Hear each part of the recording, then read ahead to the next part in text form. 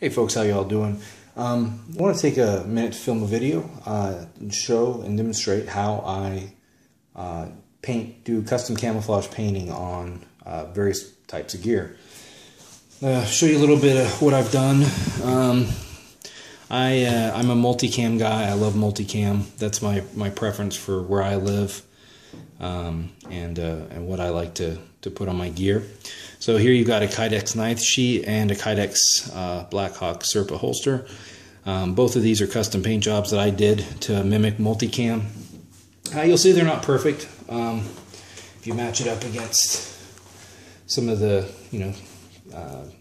professionally made multicam equipment, but it's pretty close. I've been really pleased with what I've been able to get done. You can not only can you do it with gear, but I've done it with some of my weapons as well. Here's an AR. I haven't gotten brave enough to actually paint the AR itself. I've just been painting the furniture. So I've got a bunch of Magpul equipment on here, and it was all black, and I've painted it up various multicam, as well as like the weapon light here, all the mounts, the grips. This I just got, so I haven't painted it yet, and I don't know if I will. But it really, once you learn the technique, it really opens up a lot of doors for different kinds of painting that you may want to do. So how do you do it? Let me show you real quick. All right, what you're going to need is you're going to need some wax paper that you get in the kitchen section of a store, some Scotch painter's tape. I use the blue stuff, but I don't know that it matters. An X-Acto knife or a utility knife with the disposable replaceable razors, because you do tend to dull the blades. You will need a cutting board. Don't cut on your wife's table or something. She'll kick the crap out of you, actually. Just the fear of talking about her terrifies me. So anyway, if she sees this video, she's gonna be pissed. Anyway, also you need some paint. I've had really good luck with the Rust-Oleum camouflage colors. It's tan, black, olive drab, and brown. Some of the camouflage patterns you may want are different, that don't come in one of these colors. I've had good luck with Krylon stuff as well. It's kind of a rusty tan color, and a satin almond. And so you can kind of see all those together. You kind of get the mix of what you would need for a multicam paint job. Additionally, I've bought this and tried it before. It's the Krylon matte finish. So once you've actually painted everything, what you can do with the matte finish is to kind of seal the top of it, or you can use it to lighten it. I've found if you kind of spray it heavy, it starts to lighten it. I don't know if you can tell here too well. There's a subtle difference between this knife sheath. Anyway, between this knife sheath and the holster. Let me get it close to the camera so you can see. The holster is a little bit brighter, whereas this is a little bit wider. This I sprayed with the matte, and this I did not. You may not be able to detect it, but you don't have to use the matte. You only use it if you want to. Alright, so how do you do this? Well, I didn't invent this technique, but I read an article online. I don't remember who it was from. If it happens to be you as you're watching this video, thanks for teaching me, and I'm going to teach others on YouTube. So here's how you do. You take a piece of wax paper, you lay it down, then you take the painter's tape, you just lay out a strip of it. Just lay it over the top of it, and then you do it again. All right, you just come right up to the edge, just so that it completely covers the wax paper. Press it down good. You paint up all the way over this side. What you do is then you pull it off, flip it over. You can use the cutting board at this point and the X-Acto knife, trim the edges, whatever it may be. And then what you do is you lay the tape back over the other side. You just match it up and completely cover that side.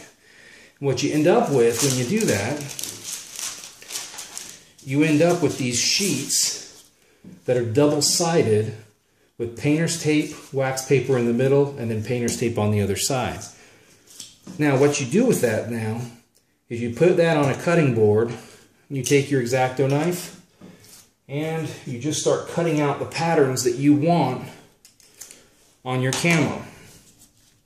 Now, this is going to be, the way the technique works is you end up with a bunch of pieces that look like this, of various shapes and sizes. Kind of lay out some of the ones I've cut and haven't used yet. I've used up a lot of them. But you end up with something like this, right? And then this one I've actually spray painted over. So you end up with these little stencils. What you do now is you take those stencils, and these are the patterns that you want to leave on whatever you're painting. So the way that I found the best success for this to work is you take the item that you're painting, say like the knife sheath, and you take the color. You take the color that you're going to use the least. So usually those are the I find to be the darker colors or the lighter colors, particularly the lighter colors. So what I'll do is I'll take, say, this almond, and I'll go out and I'll spray paint just little sections about the, barely bigger than a quarter. Just, literally just tap down on the top of the can and spray a dot. And you just kind of poke a dot around the item that you're going to spray, that you're trying to paint. Then what you do is you let it dry, and then you go and you take one of the stencils, and remember you've got painter's tape, then you got the wax paper, and then you got painter's tape.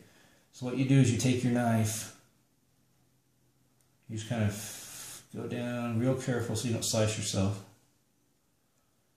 because blood isn't good camouflage. Well, maybe it is. What you do is you do that though, and then you just peel it off. And so now you've got this sticky side and the painter's tape. And then say we're going to spray paint a spray paint can. And you just tape it over those dots that you just painted. Originally, on some of the things that I did in the very beginning is I'd lay down, over the thing I'm painting a whole coat of the first color, and then I'd put the stencils down that I wanted to be that color, and then I'd paint the next color, and then lay down more stencils to paint the next color. But I'd do it over the whole weapon or the whole item I'm painting.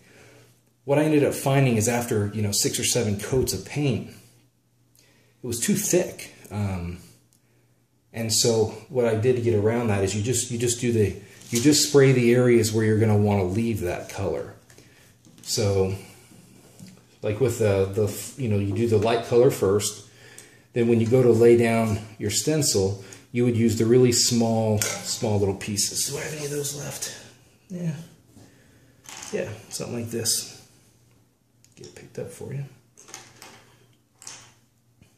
Do something like that piece. And so you end up putting something like that you want it to be like the real, light color or the really dark color. And you just lay it over there. And then you lay down, then you start working in other colors. So say this is my one color. Then the next color I want is going to be, say, black.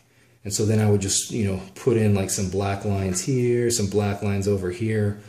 And then I'd stencil over those black lines, right? And you get, so maybe it's stenciled over this, so then you lay those stencils over the black. You just keep repeating the process, adding new colors over whole sections. Now, by the time I do kind of my accent colors, my whites, stuff like this, it's going to really stand out. Once I get done doing these types of colors, and I get into the core camouflage colors, now I start painting the whole thing. So in a few areas I'll end up with, 3 or maybe 4 or 5 coats of paint, but over the whole weapon, or the, whatever I'm painting, the knife sheath, I'll end up usually, between 3 and 5 coats instead of 7 everywhere. Basically, you just keep laying down stencil over stencil over stencil and building it up. And then when you're done,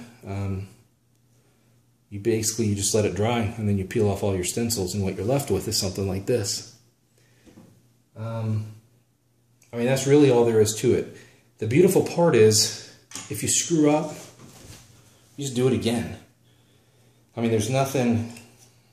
Most parts of a weapon or a holster or whatever you're painting, it's okay to paint a couple times.